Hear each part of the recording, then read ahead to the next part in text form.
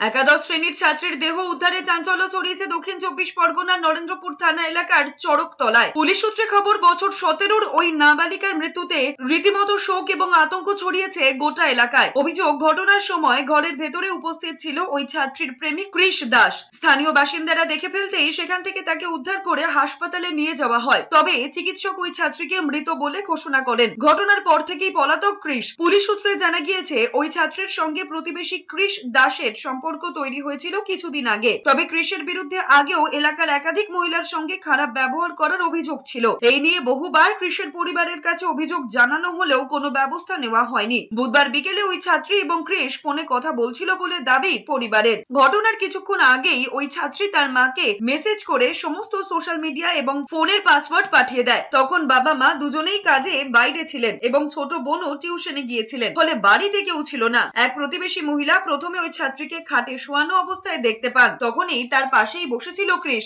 এরপরেই গোটা ঘটনা প্রকাশ্যে আসে। মৃতদেহ ময়না তদন্তে পাঠানো হয়েছে ইতিমধ্যেই। নরেন্দ্রপুর থানায় লিখিত অভিযোগ দায়ের করেছেন মৃতার পরিবার।